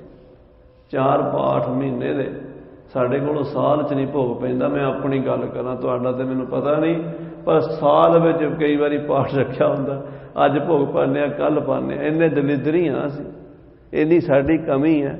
ਉਹ ਗੁਰਸਿੱਖ ਜਿਹੜੇ ਮਹੀਨੇ 'ਚ 4 ਭੋਗ ਪਾ ਦਿੰਦੇ ਸੀ। ਬਾਣੀ ਦਾ ਅਭਿਆਸ ਗੁਰਸਿੱਖਾਂ ਦਾ ਇਹੀ ਤਾਂ ਕਰਮ ਹੈ। ਗੁਰਸਿੱਖੀ ਦਾ ਪਹਿਲਾ ਕੰਮ ਗੁਰਬਾਣੀ ਦਾ ਅਭਿਆਸ। ਤੋ ਇੰਨਾ ਗੁਰਬਾਣੀ ਦਾ ਅਭਿਆਸ ਕਰੇ ਵੀ ਬਾਣੀ ਰੂਪ ਹੀ ਹੋ ਜਾਵੇ। ਹਾਂਜੀ, ਅੰਤఃਕਰਨ ਬਿਮਲ ਨਿਤ ਕਰੈ, ਬਾਣੀ ਦਾ ਪਾਠ ਹੌਲੇ ਹੌਲੇ ਅੰਦਰ ਦੀ ਮੈਲ ਲਾਣੀ ਸ਼ੁਰੂ ਕਰਦਾ ਹੈ। ਆ ਕਈ ਅੱਜ ਕੱਲ੍ਹ ਪ੍ਰਚਾਰਕ ਕਹਿੰਦੇ ਬਾਣੀ ਦੇ ਪੜ੍ਹਨ ਦਾ ਕੀ ਫਾਇਦਾ ਜੀ, ਖੰਡ ਪਾਠਾਂ ਦਾ ਕੀ ਫਾਇਦਾ ਜੀ, ਸਹਿਜ ਪਾਠਾਂ ਦਾ ਕੀ ਫਾਇਦਾ ਜੀ, ਉਹਨਾਂ ਦੇ ਜੰਮਣ ਦਾ ਕੀ ਫਾਇਦਾ ਜੀ। ਜਿਹੜੇ ਕਹਿੰਦੇ ਜੇ ਗੁਰਬਾਣੀ ਦਾ ਪਾਠ ਨਹੀਂ ਕਰਨਾ ਤੇ ਖਾਲਸਾ ਜੀ ਹੋਰ ਕਰਨਾ ਕੀ ਹੈ? ਫਿਰ ਆਪਾਂ ਫੇਸਬੁੱਕ ਦਾ ਹੀ ਪਾਠ ਕਰਨਾ, ਫਿਰ ਆਪਾਂ ਵਟਸਐਪ ਦਾ ਪਾਠ ਕਰਨਾ, ਸਾਰਾ ਦਿਨ ਕਰੀ ਜਾਂਦੇ। ਨਹੀਂ, ਗੁਰਬਾਣੀ ਪੜ੍ਹਨ ਵਾਸਤੇ ਮਹਾਰਾਜ ਨੇ ਮਨੁੱਖਾ ਜਨਮ ਦਿੱਤਾ। ਆਇਓ ਸੁਣਨ ਪੜ੍ਹਨ ਕੋ ਬਾਣੀ। ਬਾਣੀ ਸੁਣਨ ਪੜ੍ਹਨ ਲਈ ਆਇਆ, ਹੋਰ ਕੰਮ ਕੋਈ ਕਰਨ ਨਹੀਂ ਆਇਆ। ਤੋ ਬਾਣੀ ਰੱਜ ਰੱਜ ਕੇ ਪੜ੍ਹੋ ਭਾਈ। ਹਾਂਜੀ, ਪ੍ਰੀਤ ਸਹਿਤ ਨਿਤ ਪ੍ਰਤ ਜੋ ਰੈ, ਪ੍ਰੇਮ ਦੇ ਨਾਲ ਨਿਤਾ ਪ੍ਰਤੀ ਪਾਠ ਕਰਨਾ, ਨਿਤਾ ਪ੍ਰਤੀ ਜਾਪ ਕਰੀ ਜਾਣਾ, ਗੁਰਬਾਣੀ ਦਾ ਪਾਠ ਕਰਨਾ, ਆਪਣੀ ਕਿਰਿਆ ਕਰਕੇ ਨਿਤਨੇਮ ਕਰਕੇ ਫਿਰ ਗੁਰਬਾਣੀ ਪੜ੍ਹਨੀ। ਹਾਂਜੀ, ਤੇ ਫਿਰ ਬਾਣੀ ਕੰਠ ਕਰਨੀ। ਪੁਰਾਣੇ ਸਿੰਘਾਂ ਦਾ ਸਾਧ ਸੰਗਤ ਜੀ 5 ਗ੍ਰੰਥੀ 10 ਗ੍ਰੰਥੀ 22 ਵਾਰਾਂ ਇੰਨੀ ਭਗਤ ਬਾਣੀ ਕੰਠ ਕੀਤੀ ਹੁੰਦੀ ਸੀ। ਇੰਨੇ ਸਿੰਘ ਬਾਣੀ ਅਭਿਆਸੀ ਹੁੰਦੇ ਸੀ। 22 ਵਾਰਾਂ ਕੰਠ ਕੀਤੀਆਂ ਸੀ, ਦਰਸ਼ਨ ਕੀਤੇ ਸਿੰਘਾਂ ਦੇ। ਇਹੋ ਜਿਹੇ ਸਿੰਘ 22 ਵਾਰਾਂ ਕੰਠ ਕੀਤੀਆਂ ਹੋਈਆਂ। 5 ਗ੍ਰੰਥੀ ਤੇ ਆਮ ਹੁੰਦੀ ਸੀ ਕੰਠ, ਤੇ 10 ਗ੍ਰੰਥੀ ਕੰਠ ਬਾਬਾ ਬਿਸ਼ਨ ਸਿੰਘ ਜੀ ਬਿਹਾਰ ਦੇ ਸਨ। ਇੱਕ ਨਿਹੰਗ ਸਿੰਘ, ਉਹ ਸਾਡੇ ਘਰ ਰਹੇ ਤੇ ਉਹ 12-1 ਵਜੇ ਉੱਠਦੇ ਰਾਤ ਨੂੰ। ਹੈ ਬਿਹਾਰੀ ਸਿੱਖ ਸਨ, ਹਿੰਦੀ ਬੋਲਦੇ ਸਨ, ਪਰ ਸ਼ਸਤਰਧਾਰੀ, ਤਿਆਰ ਬਰ ਤਿਆਰ। 100 ਸਾਲ ਦੀ ਉਮਰ ਸੀ ਉਹਨਾਂ ਦੀ। ਤੇ 1 ਵਜੇ ਉੱਠ ਕੇ ਇਸ਼ਨਾਨ ਪਾਣੀ ਕਰਕੇ 4 ਵਜੇ ਤੱਕ 5 ਗ੍ਰੰਥੀ ਪੂਰੀ ਕਰ ਲੈਣੀ। 4 ਵਜੇ ਤੱਕ 5 ਗ੍ਰੰਥੀ ਪੂਰੀ ਕਰਕੇ ਗੁਰੂ ਮਹਾਰਾਜ ਦਾ ਪ੍ਰਕਾਸ਼ ਕਰਕੇ ਘੰਟਾ 2 ਘੰਟੇ ਆਰਾਮ ਕਰਨਾ। 7-8 ਵਜੇ ਉੱਠ ਕੇ ਫਿਰ ਆਪਣੇ 2 ਪ੍ਰਸ਼ਾਦੇ ਆਪਣੇ ਹੱਥ ਦੇ ਬਣਾਉਣੇ। ਕਿਸੇ ਦੇ ਹੱਥ ਦਾ ਪ੍ਰਸ਼ਾਦਾ ਨਹੀਂ ਸੀ ਛਕਦੇ। 2 ਪ੍ਰਸ਼ਾਦੇ ਛਕ ਕੇ 8 ਵਜੇ ਫੇਰ ਬੈਠ ਜਾਣਾ। ਪੂਰੀ 10 ਗ੍ਰੰਥੀ 12 ਵਜੇ ਤੱਕ ਸੰਪੂਰਨ ਕਰਕੇ ਅਰਦਾਸ ਕਰ ਦੇਣੀ। ਤੇ ਨੇਮ ਸਾਰੀ ਉਮਰ ਨਿਭਾਇਆ। ਇਹ ਨਹੀਂ ਵੀ 1-2 ਮਹੀਨੇ ਕੀਤਾ ਛੱਡ ਦਿੱਤਾ, ਸਾਰੀ ਉਮਰ ਹੀ ਨੇਮ ਸੀਗਾ। ਇਹੋ ਜਿਹੇ ਸਿੰਘ ਬਾਣੀ ਦੇ ਅਭਿਆਸੀ ਹਫ਼ਤੇ 'ਚ ਭੋਗ ਹੀ ਪਾ ਦੇਣਾ। ਸਾਰਾ ਗੁਰੂ ਗ੍ਰੰਥ ਸਾਹਿਬ ਜ਼ਬਾਨੀ ਯਾਦ ਹੁੰਦਾ ਸੀ ਬਾਣੀ ਪੜ੍ਹ ਕੇ। ਇੰਨੇ ਕੰਠ ਬਾਣੀ ਕੀਤੀ ਹੁੰਦੀ ਸੀ। ਸੋ ਖਾਲਸਾ ਜੀ, ਸਿੰਘ ਸੱਚੇ ਪਾਤਸ਼ਾਹ ਦੇ ਮਹਾਰਾਜ ਗੁਰੂ ਸਾਹਿਬ ਪੁੱਛ ਰਹੇ ਨੇ ਕੀ ਕਰੀਏ? ਤੇ ਮਹਾਰਾਜ ਕਹਿੰਦੇ ਭਾਈ ਬਾਣੀ ਕੰਠ ਕਰੋ, ਬਾਣੀ ਪੜ੍ਹੋ ਵੱਧ ਤੋਂ ਵੱਧ। ਹਾਂਜੀ, ਇੱਕ ਚਿਤ ਹੋਇਆ ਕਰ ਮਨ ਕੋ ਮੇਲੇ, ਇੱਕ ਚਿੱਤ ਹੋ ਕੇ ਮਨ ਨੂੰ ਮੇਲ ਕੇ ਟਿਕਾ ਕੇ। ਜੇ ਮਨ ਨੇ ਦੌੜਨਾ, ਮਨ ਬੜਾ ਸ਼ੈਤਾਨ ਹੈ, ਮਨ ਨੇ ਨਹੀਂ ਤੁਹਾਨੂੰ ਟਿਕਣ ਦੇਣਾ, ਮਨ ਨੇ ਨਹੀਂ ਤੁਹਾਨੂੰ ਬਹਿਣ ਦੇਣਾ। ਮਨ ਨੇ ਕਹਿਣਾ ਛੱਡ, ਉੱਠ, ਭੋਗ ਪਾ, ਬਸ ਕਰ, ਹੁਣ ਥੱਕ ਗਏ। ਮਨ ਦੀ ਨਾ ਸੁਣਿਆ ਜੇ, ਉਦੋਂ ਗੁਰੂ ਦੀ ਸੁਣਿਆ ਜੇ। ਮਨ ਨੂੰ ਟਿਕਾ ਕੇ ਅਭਿਆਸ ਕਰਨਾ, ਫਿਰ ਆਪੇ ਟਿਕ ਜਾਂਦਾ। ਪਹਿਲਾਂ ਇਹਦੇ ਨਾਲ ਥੋੜ੍ਹਾ ਜਿਹਾ ਧੱਕਾ ਕਰਨਾ ਪੈਂਦਾ, ਫਿਰ ਇਹ ਟਿਕ ਜਾਂਦਾ, ਫਿਰ ਇਹਨੂੰ ਰਸ ਆਉਣਾ ਸ਼ੁਰੂ ਹੋ ਜਾਂਦਾ, ਫਿਰ ਇਹ ਲੱਗ ਜਾਂਦਾ। ਹਾਂਜੀ, ਅਜਿਤ ਪੁਨ ਉਪਜੈ ਸੁਖ ਪਾਵੈ, ਕਹਿੰਦੇ ਜਦੋਂ ਪਾਪ ਕੱਟੇ ਜਾਂਦੇ ਆ ਫਿਰ ਮਨ ਜੁੜਦਾ ਤੇ ਫਿਰ ਪੁੰਨ ਪੈਦਾ ਹੁੰਦੇ ਨੇ। ਫਿਰ ਜਿਹੜੇ ਕੀਤੇ ਪੁੰਨ ਕਰਮ ਨੇ ਅੱਗੇ ਆਉਂਦੇ ਨੇ ਤੇ ਫਿਰ ਸੁੱਖ ਦਿੰਦੇ ਨੇ। ਹਾਂਜੀ, ਉਠੈ ਸੁਨੈ ਨਰ ਬ੍ਰਿੰਦ ਸੁਨਾਵੈ, ਫਿਰ ਗੁਰੂ ਕਾ ਸਿੱਖ ਬਾਣੀ ਪੜ੍ਹੇ, ਸੁਣੇ, ਦੂਜਿਆਂ ਨੂੰ ਸੁਣਾਵੇ, ਬਸ ਫਿਰ ਬਾਣੀ ਰੂਪ ਹੀ ਹੋ ਜਾਵੇ। ਹਾਂਜੀ, ਧਰਹਿ ਜੋ ਕਾਮਨ ਪੂਰਨ ਸੋਏ, ਇਹੋ ਜਿਹਾ ਗੁਰਸਿੱਖ ਫਿਰ ਜੋ ਫੁਰਨਾ ਕਰੇ ਨਾ ਉਹ ਪੂਰਾ ਹੋ ਜਾਂਦਾ। ਆਖੋ ਸਤਿਨਾਮ ਸ੍ਰੀ। ਜੋ ਜੋ ਚਿਤ ਮੈਂ ਸਾਧ ਜਨ ਸੋ ਲੇਤਾ ਮਾਣ। ਜੋ ਜੋ ਚਿਤਵਨਾ ਕਰਦੇ, ਫੁਰਨਾ ਕਰਦੇ, ਮਨ ਵਿੱਚ ਵੀ ਆਹ ਚੀਜ਼ ਚਾਹੀਦੀ, ਉਸੇ ਵੇਲੇ ਅਕਾਲ ਪੁਰਖ ਮੰਨ ਲੈਂਦਾ, ਉਸੇ ਵੇਲੇ ਉਹ ਬਚਨ ਪੂਰਾ ਹੋ ਜਾਂਦਾ। ਜੋ ਜੋ ਕਹਿੰਦੇ ਸਾਧੂਆਂ ਦੇ ਬਚਨ ਪੂਰੇ ਹੋ ਜਾਂਦੇ। ਕਿਵੇਂ ਹੁੰਦੇ ਆ? ਬਾਣੀ ਰੂਪ ਹੋ ਕੇ ਆਪਣਾ ਫੁਰਨਾ ਛੱਡ ਦਿੰਦੇ ਆ, ਪਰਮੇਸ਼ਰ ਤੇ ਡੋਰਾਂ ਸੁੱਟੀਆਂ ਹੁੰਦੀਆਂ। ਫਿਰ ਜੋ ਵੀ ਉਹਨਾਂ ਦੇ ਮਨ 'ਚ ਆ ਜਾਵੇ, ਨਾਨਕ ਦਾਸ ਮੁਖ ਤੇ ਜੋ ਬੋਲੇ ਇਹਾਂ ਊਹਾਂ ਸੱਚ ਹੋਵੇ, ਉਹ ਬਚਨ ਅਟਲ ਹੋ ਜਾਂਦਾ। ਹਾਂਜੀ, ਜੋ ਨਿਸ਼ਕਾਮ ਰਿਦਾਸੁਖ ਹੋਏ, ਪਰ ਗੱਲ ਇਹ ਹੈ ਨਿਸ਼ਕਾਮ ਹੋਵੇ। ਮੇਰੇ ਵਰਗਾ ਵੀ ਬਾਣੀ ਪੜ੍ਹੀ, ਥੋੜੀ ਮੰਗਾਂ ਰੱਖਤੀਆਂ ਜ਼ਿਆਦਾ, ਆਖੇ ਜੀ ਮਹਾਰਾਜ 40 ਦਿਨ ਪਾਠ ਕਰਾਂਗੇ ਪਰ ਸਾਡੇ ਆਹ ਕੰਮ ਹੋਣੇ ਚਾਹੀਦੇ ਆ। ਪਹਿਲਾਂ ਹੀ ਲਿਸਟਾਂ ਬਣਾਈਆਂ ਹੁੰਦੀਆਂ। 40 ਦਿਨ ਕੰਮ ਪਹਿਲਾਂ ਹੋ ਜਾਏ ਤੇ ਛੱਡ ਦੇਣਾ ਉਸੇ ਦਿਨ ਹੀ ਬਸ। ਬਾਬਾ ਕੁਲਵੰਤ ਸਿੰਘ ਜੀ ਹਜੂਰ ਸਾਹਿਬ ਵਾਲੇ, ਉਹਨਾਂ ਕੋਲ ਕਈ ਵਾਰੀ ਸਿੰਘ ਬੈਠੇ ਹੋਣਾ, ਬਾਬਾ ਜੀ ਮੈਂ ਜਾਪ ਕਰਨਾ ਕੰਮ। ਉਹ ਕਹਿੰਦੇ ਜਾਪ ਤੇ ਤੂੰ ਕਰ ਲੈਣਾ, ਕੰਮ ਵੀ ਤੇਰਾ ਬਣ ਜਾਣਾ, ਪਰ ਜਿਸ ਦਿਨ ਤੇਰਾ ਕੰਮ ਹੋਇਆ ਉਸੇ ਦਿਨ ਤੂੰ ਜਾਪ ਛੱਡ ਦੇਣਾ। ਜਾਪ ਨਾ ਛੱਡੀ। ਇਹ ਨਾ ਵੀ ਕੰਮ ਕਾਮ ਪਰੇ ਹਰ ਸਿਮਰੀਏ, ਕੰਮ ਪੈ ਗਿਆ ਤੇ ਯਾਦ ਕਰ ਲਿਆ, ਨਹੀਂ। ਐਸਾ ਸਿਮਰੋ ਨਿਤ ਅਮਰਾਪੁਰ ਵਾਸਾ ਕਰੋ, ਹਰ ਗਿਆ ਬਹੋ ਰਹਿ ਬੇਤ। ਫਿਰ ਸੱਚਖੰਡ 'ਚ ਵਾਸਾ ਮਿਲਦਾ। ਬਾਣੀ ਨਿਸ਼ਚੇ ਨਾਲ, ਪ੍ਰੇਮ ਨਾਲ ਪੜ੍ਹੇ ਤੇ ਨਿਸ਼ਕਾਮ ਹੋ ਕੇ ਪੜ੍ਹੇ। ਹਾਂਜੀ, ਜੇ ਗੁਰਬਾਣੀ ਰਹਿ ਵਿਚਾਰਤ, ਫਿਰ ਮਹਾਰਾਜ ਕਹਿੰਦੇ ਹੁਣ ਗੁਰਬਾਣੀ ਵਿਚਾਰ। ਪਹਿਲਾਂ ਬਾਣੀ ਪੜ੍ਹਨੀ ਹੈ, ਫਿਰ ਵਿਚਾਰਨੀ ਹੈ। ਅੱਜ ਕੱਲ੍ਹ ਇੱਕ ਟੋਲਾ ਉਹੋ ਜਿਹਾ ਵੀ ਜੰਮ ਪਿਆ ਪੰਥ ਵਿੱਚ, ਉਹ ਕਹਿੰਦੇ ਪੜ੍ਹਨੀ ਨਹੀਂ ਚਾਹੀਦੀ, ਵਿਚਾਰਨੀ ਚਾਹੀਦੀ। ਉਹ ਕਮਲਿਓ, ਪੜ੍ਹੋਗੇ ਤਾਂ ਹੀ ਵਿਚਾਰੋਗੇ। ਜੇ ਬਾਣੀ ਪੜ੍ਹੀ ਕੋਈ ਨਹੀਂ, ਵਿਚਾਰਨੀ ਕਿਵੇਂ ਹੈ? ਪਹਿਲਾਂ ਤਾਂ ਬਾਣੀ ਪੜ੍ਹਨੀ ਪੈਂਦੀ, ਫਿਰ ਵਿਚਾਰੀ ਜਾਏਗੀ। ਪਹਿਲਾਂ ਹੀ ਵਿਚਾਰ ਲਾਂਗੇ ਅਸੀਂ, ਪਹਿਲਾਂ ਤਾਂ ਪੜ੍ਹਾਂਗੇ। ਪਹਿਲਾਂ ਪੜ੍ਹਨ ਦਾ ਸਟੈਪ ਦੱਸ ਕੇ ਹੁਣ ਮਹਾਰਾਜ ਵਿਚਾਰਨ ਦੀ ਗੱਲ ਦੱਸਦੇ ਆ। ਕਹਿੰਦੇ ਇਕੱਲੀ ਪੜ੍ਹੀ ਨਹੀਂ ਜਾਣੀ, ਹੁਣ ਵਿਚਾਰਨੀ ਹੈ। ਪੜ੍ਹਨ ਤੋਂ ਨਾ ਰੋਕੋ, ਪਰ ਇਹ ਆਖੋ ਵੀ ਪੜ੍ਹ ਕੇ ਵਿਚਾਰੋ। ਦੇਖੋ ਕਹਿਣ ਦਾ ਢੰਗ। ਅੱਜ ਕੱਲ੍ਹ ਕਹਿੰਦੇ ਪੜ੍ਹਨ ਤੋਂ ਹੀ ਰੋਕ ਦਿਓ। ਜੇ ਪੜ੍ਹਨ ਤੋਂ ਰੋਕ ਦਿੱਤਾ ਤੇ ਬਾਣੀ ਨੂੰ ਫਿਰ ਵਿਚਾਰਨ ਵਾਲੀ ਤਾਂ ਗੱਲ ਹੋ ਹੀ ਨਹੀਂ ਨਾ ਸਕਦੀ। ਪਹਿਲਾਂ ਗੁਰਬਾਣੀ ਪੜ੍ਹਨੀ, ਫਿਰ ਵਿਚਾਰਨੀ ਜ਼ਰੂਰੀ ਹੈ। ਹਾਂਜੀ, ਜਿਹੜਾ ਗੁਰਬਾਣੀ ਦੀ ਵਿਚਾਰ ਕਰੇ, ਕਥਾ ਵੀ ਕਰੇ, ਕੀਰਤਨ ਵੀ ਕਰੇ, ਪ੍ਰਚਾਰ ਕਰੇ, ਉਹਦੇ ਮਨ 'ਚ ਇੱਕ ਰੋਗ ਪੈਦਾ ਹੁੰਦਾ ਹੈ। ਕਥਾਵਾਚਕਾਂ ਦੇ ਇੱਕ ਬਿਮਾਰੀ ਹੁੰਦੀ ਹੈ। ਉਹ ਕੀ ਹੁੰਦੀ ਹੈ? ਵੀ ਲੋਕ ਕਹਿਣ ਬੜੀ ਚੰਗੀ ਕਥਾ ਕੀਤੀ ਹੈ, ਵਾਹ ਵਾਹ ਵਾਹ ਵਾਹ, ਬੜੇ ਗਿਆਨੀ ਜੀ, ਬੜੇ ਸਿਆਣੇ, ਬੜੇ ਵਧੀਆ ਪ੍ਰਚਾਰਕ ਨੇ।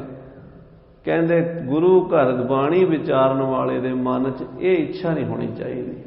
ਜੇ ਇੱਛਾ ਹੁੰਦੀ ਹੈ, ਵਿਚਾਰ ਤਾਂ ਕਰ ਲੇਗਾ, ਉਹਨੂੰ ਰਸ ਨਹੀਂ ਆਏਗਾ। ਵਿਚਾਰ ਤਾਂ ਕਰ ਲੇਗਾ, ਪਰ ਵਾਹ ਵਾਹ ਖੱਟਣ ਦੇ ਮਗਰ ਲੱਗਾ ਹੋਏਗਾ। ਮੇਰੀ ਵਾਹ ਵਾਹ ਹੋਵੇ, ਬਹੁਤ ਵੱਡਾ ਕਥਾਵਾਚਕ ਹੈ, ਬੜਾ ਵੱਡਾ ਗਿਆਨੀ ਹੈ, ਫੋਕਾ ਰਹਿ ਜਾਏਗਾ, ਫਿੱਕਾ ਰਹਿ ਜਾਏਗਾ। ਗੁਰੂ ਕਾ ਸਿੱਖ ਬਾਣੀ ਵਿਚਾਰੇ, ਭਾਵੇਂ ਪਰਸਨਲ ਵਿਚਾਰਵਾਨ ਹੋਵੇ, ਭਾਵੇਂ ਉਹ ਕੋਈ ਕਥਾਵਾਚਕ ਹੋਵੇ, ਉਹਦੇ ਮਨ 'ਚ ਇੱਛਾ ਨਹੀਂ ਹੋਣੀ ਚਾਹੀਦੀ। ਗੁਰਸਿੱਖਾਂ ਨੇ ਪੁੱਛਿਆ ਸਤਿਗੁਰੂ ਜੀ, ਅਸੀਂ ਕਥਾ ਕਰਦੇ ਹਾਂ, ਕੀਰਤਨ ਕਰਦੇ ਹਾਂ, ਮਨ ਨਹੀਂ ਜੁੜਦਾ। ਮਹਾਰਾਜ ਕਹਿੰਦੇ ਤੁਹਾਡੇ ਮਨ 'ਚ ਇਹ ਵੀ ਤਾਂ ਹੁੰਦਾ ਨਾ ਵੀ ਲੋਕ ਕਹਿਣ ਬੜਾ ਵਧੀਆ ਕੀਰਤਨ ਕੀਤਾ, ਬੜੀ ਵਧੀਆ ਕਥਾ ਕੀਤੀ। ਕਹਿੰਦੇ ਹਾਂ। ਮਹਾਰਾਜ ਕਹਿੰਦੇ ਛੱਡ ਦਿਓ, ਆਪੇ ਮਨ ਜੁੜ ਜਾਏਗਾ। ਵਾਹ ਵਾਹ ਦੀ ਪਰਵਾਹ ਨਾ ਕਰੋ। ਵਾਹ ਵਾਹ ਪਿੱਛੇ ਕਰਦੀ ਹੈ। ਇਹ ਦੁਨਿਆਵੀ ਵਡਿਆਈ ਜਿਹੜੀ ਹੈ ਨਾ, ਇਹ ਰੱਬ ਵਾਲੇ ਪਾਸੇ ਨਹੀਂ ਤੁਰਨ ਦਿੰਦੀ, ਇਹ ਪਿੱਛੇ ਖਿੱਚਦੀ ਹੈ। ਬਾਂਸਾ ਇੱਛਾ ਨਾ ਰੱਖੇ ਆਪਣਾ ਜਸ ਕਰਾਉਣ ਦੀ। ਹਾਂਜੀ, ਕੇਵਲ ਜ਼ਹਿਰ ਜੈ ਕਲਿਆਣ। ਕੇਵਲ ਆਪਣੀ ਆਤਮਾ ਦੇ ਕਲਿਆਣ ਲਈ ਬਾਣੀ ਦੀ ਵਿਚਾਰ ਕਰੇ ਵੀ ਮੇਰੀ ਆਤਮਾ ਦਾ ਕਲਿਆਣ ਹੋਵੇ। ਮੈਨੂੰ ਕੀ ਲੱਗੇ ਦੁਨਿਆਵੀ ਵਡਿਆਈ ਨੂੰ, ਕੋਈ ਚੰਗਾ ਕਵੇ ਮਾੜਾ ਕਵੇ। ਅਬ ਹਮ ਚੱਲੀ ਠਾਕੁਰ ਪੈ ਹਾਰ, ਜਬ ਹਮ ਸ਼ਰਨ ਪ੍ਰਭੂ ਕੀ ਆਈ, ਰਾਖ ਪ੍ਰਭੂ ਪਾਵੇਂ ਮਾਰ, ਲੋਕਨ ਕੀ ਚਤਰਾਈ ਉਪਮਾ ਤੇ ਬੈ ਸੰਤਰ ਜਾਰ। ਚੰਗਾ ਕਹਿਣ ਕੋਈ ਬੁਰਾ ਕਹੋ ਭਾਵੇਂ ਭਲਾ ਕਹੋ, ਹਮ ਤਨ ਦੀਓ ਹੈ ਟਾਰ। ਕਹਿੰਦੇ ਰਹਿਣ, ਜੇ ਕੋਈ ਸਾਧ ਸੰਗਤ ਜੀ ਸਾਨੂੰ ਚੰਗਾ ਕਹਿੰਦਾ ਨਾ, ਰੋਟੀਆਂ ਤਾਂ ਵੀ ਅਸੀਂ ਦੋ ਹੀ ਖਾਂਦੇ ਹਾਂ, ਤੇ ਓਨਾ ਹੀ ਸਾਡਾ ਭਾਰ ਰਹਿੰਦਾ, ਤੇ ਓਨੀ ਰਜਾਈ ਤਲਾਈ ਲੈ ਕੇ ਸੌਂਦੇ ਹਾਂ। ਤੇ ਜੇ ਕੋਈ ਸਾਡੀ ਨਿੰਦਾ ਕਰਦਾ, ਰੋਟੀਆਂ ਤਾਂ ਵੀ ਓਨੀ ਹੀ ਖਾਂਦੇ ਆ, ਓਨਾ ਹੀ ਭਾਰ ਰਹਿੰਦਾ, ਤੇ ਓਡਾ ਹੀ ਥਾਂ ਮਲਦੇ ਆ। ਤੇ ਮਰਨਾ ਵੀ ਉਦਾਂ ਹੀ ਹੈ। ਜੇ ਬਹੁਤ ਵਡਿਆਈ ਹੋ ਜਾਏਗੀ ਦੁਨੀਆ ਤੇ, ਤਾਂ ਵੀ ਜੇ ਜੁਗ ਚਾਰੇ ਆਰਜਾ ਹੋਰ ਦਸੂਣੀ ਹੋਏ, ਨਵਾਂ ਖੰਡਾਂ ਵਿੱਚ ਜਾਣੀ ਹੈ, ਨਾਲ ਚੱਲੇ ਸਭ ਕੋਏ, ਚੰਗਾ ਨਾਉ ਰਖਾਏ ਕੈ, ਜਸ ਕੀਰਤ ਜਗ ਲੈ, ਜੇ ਤਿਸ ਨਦਰ ਨਾ ਆਵਈ ਤਾਂ ਬਾਤ ਨਾ ਪੁੱਛੈ ਕਿ। ਤੇ ਜੇ ਬਹੁਤ ਨਿੰਦਾ ਹੋ ਜਾਏ, ਬਹੁਤ ਹੀ ਨਿੰਦਾ ਹੋ ਜਾਏ, ਬਹੁਤ ਹੀ ਨਿੰਦਾ ਹੋ ਜਾਏ, ਤਾਂ ਸਾਡਾ ਕੀ ਘਟ ਜਾ, ਮਰਨਾ ਫੇਰ ਵੀ ਉੱਥੇ ਹੀ ਗੱਲ ਹੈ, ਕੁਛ ਨਹੀਂ ਹੈ। ਮਹਾਰਾਜ ਸੱਚੇ ਪਾਤਸ਼ਾਹ ਕਹਿੰਦੇ ਕੋਈ ਬੁਰਾ ਕਹੋ ਭਾਵੇਂ ਭਲਾ ਕਹੋ, ਜਸ ਦੀ ਸੋਭਾ ਦੀ ਵਡਿਆਈ ਦੀ ਭੁੱਖ ਨਾ ਹੋਵੇ, ਤਾਂ ਗੁਰਬਾਣੀ ਦੀ ਵਿਚਾਰ ਸਮਝ ਆਵੇਗੀ। ਹਾਂਜੀ, ਉਹਨਾਂ ਪੁਰਸ਼ਾਂ ਨੂੰ ਫਿਰ ਬ੍ਰਹਮ ਗਿਆਨ ਦੀ ਪ੍ਰਾਪਤੀ ਹੁੰਦੀ ਹੈ, ਜਿਹੜੇ ਦੁਨਿਆਵੀ ਵਡਿਆਈ ਦੀ ਇੱਛਾ ਤੋਂ ਬਿਨਾਂ ਗੁਰਬਾਣੀ ਨੂੰ ਵਿਚਾਰਦੇ ਹਨ। ਅੱਜ ਕੱਲ੍ਹ ਪ੍ਰੋਬਲਮ ਇਹ ਹੈ, ਮੇਰੇ ਵਰਗੇ ਨੂੰ 4 ਅੱਖਰ ਗੁਰਬਾਣੀ ਦੇ ਆ ਜਾਣ, ਅਸੀਂ ਦੂਜਿਆਂ ਨੂੰ ਦੱਸਣ ਤੁਰਨ ਲੱਗ ਜਾਂਦੇ ਹਾਂ, ਲੋਕਾਂ ਨੂੰ ਉਪਦੇਸ਼ ਦੇਣ ਲੱਗ ਜਾਂਦੇ ਹਾਂ। ਸਾਧ ਸੰਗਤ ਜੀ, ਉਪਦੇਸ਼ ਦੇਣਾ ਚੰਗੀ ਗੱਲ ਹੈ, ਪਰ ਉਪਦੇਸ਼ ਦੇਣ ਤੋਂ ਪਹਿਲਾਂ ਜਿਹੜੀ ਹੈ ਆਪਣੇ ਮਨ ਵਿੱਚ ਨਿਸ਼ਚਾ ਵੱਜ ਜਾਵੇ, ਬਈ ਮੇਰੇ ਅੰਦਰ ਕਿਤੇ ਵਡਿਆਈ ਦੀ ਭੁੱਖ ਤਾਂ ਨਹੀਂ ਨਾ, ਮੈਂ ਕਿਸੇ ਨੂੰ ਲੋਕਾਂ ਕੋਲੋਂ ਵਾਹ ਖੱਟਣ ਕਰਨ ਵਾਸਤੇ ਤਾਂ ਨਹੀਂ ਨਾ ਕਰ ਰਿਹਾ। ਤੇ ਜੇ ਇਹ ਗੱਲ ਹੈ ਫਿਰ ਚੁੱਪ ਕਰ ਜਾਵੇ, ਫਿਰ ਗੁਪਤ ਹੋ ਜਾਵੇ। ਥੋੜੇ ਸਮੇਂ ਬਾਅਦ ਉਹ ਦੱਬ ਜਾਂਦੀ ਹੈ, ਤੇ ਫਿਰ ਅਵਸਥਾ ਠੀਕ ਹੋ ਜਾਂਦੀ ਹੈ। ਮਹਾਰਾਜ ਸੱਚੇ ਪਾਤਸ਼ਾਹ ਕਿਰਪਾ ਕਰ। ਹੈ ਕੰਮ ਬੜਾ ਔਖਾ, ਬਾਹਰਲੇ ਕੰਮ ਸੌਖੇ ਨੇ, ਅੰਦਰ ਦੀਆਂ ਜਿਹੜੀਆਂ ਘੁੰਡੀਆਂ ਨੇ, ਇਹਨਾਂ ਨਾਲ ਝਗੜਨਾ ਲੜਨਾ, ਮਨ ਦੀ ਲੜਾਈ ਬੜੀ ਔਖੀ ਹੈ। ਹਾਂਜੀ, ਹੁਣ ਮਹਾਰਾਜ ਕਹਿੰਦੇ ਜਿਵੇਂ ਲੱਕੜ ਦੇ ਵਿੱਚ ਅੱਗ ਰਹਿੰਦੀ ਹੈ, ਜਿੰਨੀ ਵੀ ਲੱਕੜ ਹੈ ਨਾ, ਅੱਗ ਉਹਦੇ ਵਿੱਚ ਛੁਪੀ ਹੋਈ ਹੈ। ਹਾਂਜੀ, ਪਰ ਜਿੰਨਾ ਚਿਰ ਬਲਦੀ ਨਹੀਂ, ਉਹਨਾਂ ਚਿਰ ਦਿਸਦੀ ਨਹੀਂ। ਆਹ ਲੱਕੜ ਦਾ ਜੰਗਲਾ ਪਿਆ ਸਾਡੇ ਸਾਹਮਣੇ, ਆਹ ਲੱਕੜ ਦਾ ਤਖਤਪੋਸ਼ ਹੈ, ਹੋਰ ਵੀ ਬਿਲਡਿੰਗ ਸਾਰੀ ਲੱਕੜ ਹੈ, ਇਹਦੇ ਸਾਰੀ ਜ ਅੱਗ ਹੈ, ਪਰ ਆਪਾਂ ਨੂੰ ਦਿਸਦੀ ਤਾਂ ਨਹੀਂ। ਦਿਸੇਗੀ ਕਦੋਂ? ਜਦੋਂ ਬਲੇਗੀ, ਜਦੋਂ ਧੂੰਆਂ ਨਿਕਲੇਗਾ, ਲਾਟਾਂ ਨਿਕਲਣਗੀਆਂ, ਫਿਰ ਦਿਸੇਗੀ, ਉਦਾਂ ਤਾਂ ਨਹੀਂ ਦਿਸਦੀ। ਹਾਂਜੀ, ਜੇ ਇਹਨੂੰ ਕਿਸੇ ਯਤਨ ਨਾਲ ਕੱਢ ਲਿਆ ਜਾਵੇ, ਉਪਾਅ ਕਰਕੇ ਲੱਕੜ ਨੂੰ ਮੜੀਏ, ਇਦਾਂ ਘਸਾਈਏ, ਤੇ ਅੱਗ ਨਿਕਲ ਆਉਂਦੀ ਹੈ। ਪਹਿਲੇ ਜ਼ਮਾਨੇ 'ਚ ਲੱਕੜ ਨੂੰ ਲੱਕੜ ਨਾਲ ਘਸਾ ਕੇ ਅੱਗ ਕੱਢਦੇ ਸੀ। ਅੱਜ ਕੱਲ੍ਹ ਮਾਚਿਸਾਂ ਨੇ, ਲਾਈਟਰ ਨੇ, ਹੋਰ ਅੱਗ ਬਾਲਣ ਦੇ ਤਰੀਕੇ ਨੇ। ਤਾਂ ਕਿਸੇ ਤਰੀਕੇ ਨਾਲ ਜੇ ਕੋਈ ਅੱਗ ਬਾਲ ਲਵੇ, ਹਾਂਜੀ, ਉਹ ਲੱਕੜੀ 'ਚੋਂ ਨਿਕਲੀ ਹੋਈ ਅੱਗ ਚੁੱਲ੍ਹੇ ਦੇ ਵਿੱਚ ਰੋਟੀਆਂ ਪਕਾ ਸਕਦੀ ਹੈ, ਦਾਲ ਬਣਾ ਸਕਦੀ ਹੈ, ਸਬਜ਼ੀ ਬਣਾ ਸਕਦੀ ਹੈ, ਕਿੰਨੇ ਕੰਮ ਕਰ ਸਕਦੀ ਹੈ। ਹਾਂਜੀ, ਪਰ ਜਦੋਂ ਅੱਗ ਬਲ ਜਾਂਦੀ ਹੈ, ਉਦੋਂ ਲੱਕੜੀ ਅੱਗ ਰੂਪ ਹੋ ਜਾਂਦੀ ਹੈ, ਫਿਰ ਲੱਕੜੀ ਨਹੀਂ ਰਹਿੰਦੀ। ਆਖੋ ਸਤਿਨਾਮ ਸ੍ਰੀ ਵਾਹਿਗੁਰੂ। ਜਦੋਂ ਅੱਗ ਬਲ ਗਈ, ਫਿਰ ਲੱਕੜੀ ਨੇ ਅਗਨੀ ਦਾ ਰੂਪ ਧਾਰਨ ਕਰ ਲੈਣਾ। ਹਾਂਜੀ, ਫਿਰ ਉਹਦਾ ਤੇਜ ਪ੍ਰਕਾਸ਼ ਝੱਲਿਆ ਨਹੀਂ ਜਾਣਾ, ਫਿਰ ਉਹਦਾ ਸੇਕ ਨਹੀਂ ਸਿਆ ਜਾਂਦਾ। ਫਿਰ ਉਦਾਂ ਤੁਸੀਂ ਲੱਕੜ ਦੇ ਤਖਤਪੋਸ਼ ਤੇ ਮੰਜੇ ਤੇ ਬੈਠੇ ਰਹੋ, 100 ਸਾਲ ਬੈਠੇ ਰਹੋ, ਪਰ ਜੇ ਕਿਤੇ ਅੱਗ ਪ੍ਰਗਟ ਹੋ ਜਾਏ, ਫਿਰ ਤਾਂ ਨਹੀਂ ਉਹਦੇ ਕੋਲ ਬਹਿ ਸਕਦੇ। ਹਾਂਜੀ,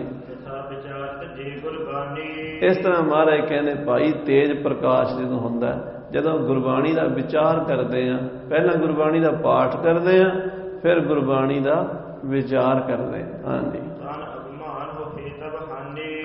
ਹੌਲੇ ਹੌਲੇ ਪਹਿਲਾਂ ਸਰੀਰ ਦਾ ਹੰਕਾਰ ਮਿਟਦਾ, ਵੀ ਮੈਂ ਸਰੀਰ ਹਾਂ, ਮੈਂ ਸੱਜਣ ਸਿੰਘ ਹਾਂ, ਮੈਂ ਗੱਜਣ ਸਿੰਘ ਹਾਂ, ਮੈਂ ਫਲਾਣਾ ਸਿੰਘ ਹਾਂ, ਮੈਂ ਵੱਡਾ ਹਾਂ, ਮੈਂ ਬਾਬਾ ਹਾਂ, ਮੈਂ ਚੌਧਰੀ ਹਾਂ, ਮੈਂ ਪ੍ਰਧਾਨ ਹਾਂ, ਮੈਂ ਇਹ ਹਾਂ, ਮੈਂ ਉਹ ਹਾਂ। ਜਿੰਨੀਆਂ ਸਾਡੇ ਅੰਦਰ ਈਗੋ ਦੇ ਸਾਧਨ ਬਣੇ ਹੋਏ ਨੇ, ਉਹ ਸਾਰੇ ਹੌਲੇ ਹੌਲੇ ਮਿਟਦੇ ਨੇ।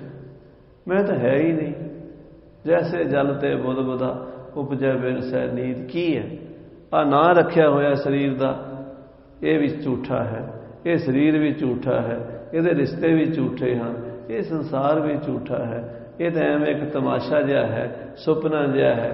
ਮੈਂ ਕੀ ਹੈ? ਮੈਂ ਤਾਂ ਕੁਝ ਹੈ ਹੀ ਨਹੀਂ। ਗੁਰਬਾਣੀ ਦੀ ਵਿਚਾਰ ਕਰਦੇ ਇੱਥੇ ਪਹੁੰਚਣਾ, ਪਰ ਅਸੀਂ ਇੱਧਰ ਨਹੀਂ ਜਾਂਦੇ, ਅਸੀਂ ਦੂਜੇ ਪਾਸੇ। ਮੈਂ ਗੁਰਬਾਣੀ ਪੜ੍ਹਿਆ ਹੋਇਆ। ਇੱਕ ਸੱਜਣ ਮੈਨੂੰ ਮਿਲਿਆ, ਉਹ ਕਹਿੰਦਾ ਬਾਬਾ, ਕਹਿੰਦਾ ਮੈਂ ਸਾਰਾ ਗੁਰੂ ਗ੍ਰੰਥ ਸਾਹਿਬ ਪੜ੍ਹਿਆ ਹੋਇਆ ਟੀਕੇ ਨਾਲ। ਮੈਂ ਕਿਹਾ ਜੀ ਧੰਨਵਾਦ, ਨਮਸਕਾਰ ਹੈ ਤੁਹਾਨੂੰ। ਮੈਂ ਨਹੀਂ 4 ਵਾਰੀ ਪੜ੍ਹਿਆ। ਮੈਂ ਕਿਹਾ ਭਾਵੇਂ 16 ਵਾਰੀ ਪੜ੍ਹਿਆ। ਉਹ ਮੈਂ ਤਾਂ ਗਈ ਕੋਈ ਨਹੀਂ ਅਜੇ, ਮੈਂ ਪੜ੍ਹਿਆ ਹੋਇਆ। ਹੰਕਾਰ ਦੇ ਵਿੱਚ ਫਿਰਦੇ ਨਹੀਂ। ਖਾਲਸਾ ਜੀ ਹੰਕਾਰ ਦਾ ਮਿਟਾਣਾ ਹੈ। ਇਹ ਵੇਦ ਕੋ ਗਿਆਨ ਸੁਜਾਨਣ ਕੇ ਅਭਿਮਾਨ ਮਦਾਦ ਵਿਕਾਰ ਵਿਨਾਸੇ ਪੁਨ ਕੇਚਿਤ ਨੀਚਨ ਕੋ ਵੋ ਬੋਧ ਮਦੈ ਅਭਿਮਾਨ ਵਿਕਾਰ ਨਿਵਾਸੇ। ਇਹ ਗੁਰਬਾਣੀ ਦਾ ਗਿਆਨ ਤਾਂ ਬੰਦੇ ਚੋਂ ਹੰਕਾਰ ਕੱਢਦਾ, ਪਰ ਕੁਝ ਮੇਰੇ ਵਰਗੇ ਨੀਚ ਬੰਦੇ ਉਸੇ ਬਾਣੀ ਦੇ ਗਿਆਨ ਦਾ ਹੰਕਾਰ ਕਰ ਲੈਂਦੇ ਵੀ ਅਸੀਂ ਬੜੇ ਸਿਆਣੇ ਹਾਂ, ਬੜੇ ਗਿਆਨੀ ਹਾਂ। ਹਾਂਜੀ, ਨਿਤ ਸਰੂਪ ਕੋ ਖੋਜਣ ਲਾਗੇ। ਜਿਹਨਾਂ ਦੇ ਅੰਦਰੋਂ ਹੰਕਾਰ ਮਿਟ ਜਾਂਦਾ, ਸਰੀਰ ਦਾ ਮੈਂ ਸਰੀਰ ਤਾਂ ਹੈ ਨਹੀਂ, ਫਿਰ ਮੈਂ ਕੀ ਹਾਂ? ਆਖੋ ਵਾਹਿਗੁਰੂ। ਮੈਂ ਸਰੀਰ ਤਾਂ ਹੈ ਨਹੀਂ, ਫਿਰ ਮੈਂ ਕੀ ਹਾਂ? ਫਿਰ ਮੈਂ ਆਪਣੇ ਆਪ ਨੂੰ ਲੱਭਾਂਗਾ, ਖੋਜਾਂਗਾ। ਫਿਰ ਆਏਗੀ ਗੱਲ, ਮਨ ਤੂੰ ਜੋਤ ਸਰੂਪ ਹੈ, ਆਪਣਾ ਮੂਲ ਪਛਾਣ। ਉਧਰ ਤੁਰਾਂਗੇ। ਅਜੇ ਤੇ ਆਪਣੇ ਆਪ ਨੂੰ ਸਰੀਰ ਸਮਝਿਆ ਹੋਇਆ, ਆਪਣੀਆਂ ਫੋਟੋਆਂ ਹੀ ਖਿਚਾਉਣ ਤੇ ਸਾਰਾ ਜ਼ੋਰ ਲਾਇਆ ਹੋਇਆ, ਆਪਣੇ ਸਰੀਰ ਨੂੰ ਸ਼ਿੰਗਾਰਨ ਤੇ ਆਪਣਾ ਜ਼ੋਰ ਲਾਇਆ ਹੋਇਆ, ਇਹ ਸਰੀਰ ਨੂੰ ਸਵਾਰ ਕੇ ਰੱਖਣ ਤੇ ਸਾਰਾ ਜ਼ੋਰ ਲਾਇਆ ਹੋਇਆ। ਆਤਮਾ ਦੇ ਕਦੋਂ ਦਰਸ਼ਨ ਹੋਣੇ ਨੇ? ਅਜੇ ਤਾਂ ਇਹਨੂੰ ਆਪਣਾ ਸਰੂਪ ਸਮਝੀ ਬੈਠੇ ਆ। ਇਹ ਤਾਂ ਮਿੱਟੀ ਦੀ ਢੇਰੀ, ਇਹ ਤਾਂ ਬਦਲਣ ਵਾਲਾ ਹੈ। ਆਤਮਾ ਦਾ ਸਰੂਪ ਬਦਲਣ ਵਾਲਾ ਨਹੀਂ। ਸਰੀਰ ਬਦਲ ਰਿਹਾ, ਦੁੱਧ ਦਾ ਦਹੀਂ ਤੇ ਦਹੀਂ ਦਾ ਮੱਖਣ ਬਣ ਰਿਹਾ, ਤੇ ਮੱਖਣ ਦਾ ਘਿਓ ਬਣ ਰਿਹਾ, ਤੇ ਘਿਓ ਦਾ ਕੜਾਹ ਪ੍ਰਸ਼ਾਦ ਬਣ ਰਿਹਾ। ਬਦਲ ਰਿਹਾ ਨਾ, ਸਰੀਰ ਬਦਲ ਰਿਹਾ। ਜਦੋਂ ਜੰਮੇ ਸੀ ਫੁੱਲ ਵਰਗੇ ਕੋਮਲ ਸੀ, ਉਸ ਤੋਂ ਵੀ 9 ਮਹੀਨੇ ਪਹਿਲਾਂ ਇੱਕ ਖਸਖਸ ਦੇ ਦਾਣੇ ਤੋਂ ਵੀ ਛੋਟੇ ਸੀ। 9 ਮਹੀਨਿਆਂ ਵਿੱਚ ਮਾਂ ਦੇ ਪੇਟ ਵਿੱਚ ਰਹਿ ਕੇ ਅਸੀਂ ਛੋਟੇ ਜਿਹੇ ਬਾਲਕ ਬਣੇ ਸੀ, ਤੇ 40 ਦਿਨਾਂ ਵਿੱਚ ਜਨਮ ਤੋਂ ਬਾਅਦ ਦੁੱਗਣੇ ਹੋ ਗਏ ਸੀ। 10 ਸਾਲਾਂ ਵਿੱਚ ਅਸੀਂ ਐਡੇ ਹੋ ਗਏ ਸੀ, ਤੇ 20 'ਚ ਐਡੇ ਹੋ ਗਏ। ਹੁਣ ਪਿਛਾਂ ਨੂੰ ਬੈਕ ਗੇਅਰ ਲੱਗ ਗਿਆ, ਹੁਣ ਪਿਛਾਂ ਹੀ ਜਾ ਰਿਹਾ ਕੰਮ। ਮਹਾਰਾਜ ਕਹਿੰਦੇ ਬਦਲ ਰਿਹਾ ਸੀ। ਜਿਹੜੀ ਆਤਮਾ ਹੈ ਉਹ ਤਾਂ ਨਹੀਂ ਬਦਲਦੀ, ਉਹਦੇ ਤੱਕ ਜਾਣਾ ਹੈ। ਉਹਦੇ ਤੱਕ ਜਾਵਾਂਗੇ ਤਾਂ ਜੇ ਇਸ ਸਰੀਰ ਦੀ ਹਉਮੈ ਛੱਡਾਂਗੇ, ਸਰੀਰ ਦਾ ਹੰਕਾਰ ਛੱਡਾਂਗੇ, ਤੇ ਗੁਰਬਾਣੀ ਪੜ੍ਹ ਕੇ ਇਹ ਛੱਡਣਾ ਹੈ। ਮਹਾਰਾਜ ਕਹਿੰਦੇ ਹਨ। ਹਾਂਜੀ, ਸਨੇ ਸਨੇ ਪ੍ਰਾਪਤ ਬੜ ਭਾਗੇ। ਗੁਰੂ ਅਰਜਨ ਸਾਹਿਬ ਕਹਿੰਦੇ ਸਹਿਜੇ ਸਹਿਜੇ, ਹੌਲੇ ਹੌਲੇ ਤੁਰਦਾ ਰਵੇ ਤੇ ਇੱਕ ਦਿਨ ਪਹੁੰਚ ਜਾਂਦਾ ਹੈ। ਸਹਿਜੇ ਸਹਿਜੇ, ਕਾਹਲੀ ਨਹੀਂ। ਇਸ ਕੰਮ 'ਚ ਕਾਹਲ ਨਹੀਂ ਹੁੰਦੀ। ਖਰਗੋਸ਼ ਰਹਿ ਜਾਂਦੇ ਨੇ ਤੇ ਕੱਛੂ ਪਹੁੰਚ ਜਾਂਦੇ ਨੇ। ਆਖੋ ਸਤਿਨਾਮ ਸ੍ਰੀ ਵਾਹਿਗੁਰੂ। ਖਰਗੋਸ਼ ਰਹਿ ਜਾਂਦੇ ਨੇ, ਉਹ ਸੌਂ ਜਾਂਦੇ ਰਸਤੇ ਵਿੱਚ ਵੀ ਅਸੀਂ ਤੇ ਪਹੁੰਚ ਹੀ ਜਾਣਾ, ਤੇ ਕੱਛੂ ਤੁਰੇ ਰਹਿੰਦੇ ਨੇ, ਉਹ ਪਹੁੰਚ ਜਾਂਦੇ ਨੇ। ਹੌਲੇ ਹੌਲੇ ਤੁਰਿਆ ਰਵੇ, ਗੁਰੂ ਕਿਰਪਾ ਕਰੇਗਾ। ਸਹਿਜੇ ਸਹਿਜੇ ਆਤਮਾ ਤੱਕ ਪਹੁੰਚ ਜਾਂਦਾ ਹੈ। ਹਾਂਜੀ, ਆਤਮ ਗਿਆਨ ਪਾਏ ਬ੍ਰਹਮ ਹੋਏ। ਜਦੋਂ ਆਤਮ ਗਿਆਨ ਦੀ ਪ੍ਰਾਪਤੀ ਹੁੰਦੀ, ਆਤਮ ਸਰੂਪ ਦੇ ਦਰਸ਼ਨ ਹੁੰਦੇ, ਫਿਰ ਬ੍ਰਹਮ ਰੂਪ ਹੋ ਜਾਂਦਾ ਹੈ। ਉੱਥੇ ਮਹਾਰਾਜ ਕਹਿੰਦੇ ਬ੍ਰਹਮ ਗਿਆਨੀ ਆਪ ਪਰਮੇਸ਼ਰ। ਆਤਮ ਸਰੂਪ ਦੇ ਦਰਸ਼ਨ ਕਰਨ ਵਾਲਾ ਪਰਮੇਸ਼ਰ ਹੀ ਬਣ ਜਾਂਦਾ ਹੈ। ਹਾਂਜੀ, ਜਿਹੜੀ ਦਵੈਤ ਭਾਵਨਾ ਹੈ, ਦੁਬਦਾ ਹੈ, ਉਹ ਬਿਨਸ ਜਾਂਦੀ ਹੈ। ਤੋਈ ਵੋਈ ਵੋਈ ਤੋਈ ਅੰਤਰ ਕੈਸਾ। ਤੇਰੇ ਵਿੱਚ ਮੇਰੇ ਵਿੱਚ, ਮੇਰੇ ਵਿੱਚ ਤੇਰੇ 'ਚ ਕਾਹਦਾ ਫਰਕ ਹੈ? ਕਣਕ ਕਟਕ ਜਲ ਤਰੰਗ ਜੈਸਾ। ਸੋਨਾ ਤੇ ਸੋਨੇ ਦੇ ਕੜੇ 'ਚ ਕੋਈ ਫਰਕ ਨਹੀਂ। ਸੋਨਾ ਕਹਿ ਦਿਓ ਤਾਂ ਵੀ, ਸੋਨੇ ਦਾ ਕੜਾ ਕਹਿ ਦਿਓ ਤਾਂ ਵੀ, ਹੈ ਤੇ ਸੋਨਾ ਹੀ। ਰਾਮ ਸੰਤ ਮੇਂ ਭੇਦ ਕਿਛ ਨਾਹੀ। ਰਾਮ ਕਹਿ ਦਿਓ ਤਾਂ ਵੀ, ਸੰਤ ਕਹਿ ਦਿਓ ਤਾਂ ਵੀ, ਆਪ ਪਰਮੇਸ਼ਰ। ਹਾਂਜੀ, ਜਦੋਂ ਦੇਹ ਅਧਿਆਸ ਮਿਟ ਜਾਂਦਾ ਹੈ, ਸਰੀਰ ਦੀ ਹੰਗਤਾ ਖਤਮ ਹੋ ਜਾਂਦੀ ਹੈ, ਸਰੀਰ ਨਹੀਂ ਸਮਝਦਾ ਆਪਣੇ ਆਪ ਨੂੰ। ਐਵੇਂ ਨਹੀਂ ਤਤੀ ਤਵੀ ਤੇ ਬੈਠੇ ਸੱਚੇ ਪਾਤਸ਼ਾਹ। ਦੇਹ ਅਧਿਆਸ ਕਦੋਂ ਦਾ ਖਤਮ ਹੋ ਚੁੱਕਾ ਸੀ। ਮੀਆਂ ਸਾਈਂ ਮੀਆਂ ਮੀਰ ਜੀ ਕਹਿੰਦੇ ਮਹਾਰਾਜ ਮੇਰੇ ਤੋਂ ਦੇਖਿਆ ਨਹੀਂ ਜਾਂਦਾ। ਤੇ ਮਹਾਰਾਜ ਕੀ ਕਹਿੰਦੇ? ਮੀਆਂ ਛੋੜੋ ਪ੍ਰੀਤੀ ਚਾਮ ਸੇ, चमड़ी नाल काहदा मोह होया। क्या हुआ तन जल रहा मन शांत है हरि नाम से। शरीर सड़ रहा असी तो ठंडे ठार। वो अवस्था गुरु अर्जन देव जी कहते फिर बन जाती है। हाँ जी, आत्मा अहम ब्रह्म अस्मि। आह कबीर जां को खोजते जिन्हों लभदे सी पायो सोई ठौर सोई फिर कह तू भया जां को कहता और। जिन्हों कहते सी उपर वाला परमात्मा वो आप ही आत्मा परमात्मा होगी।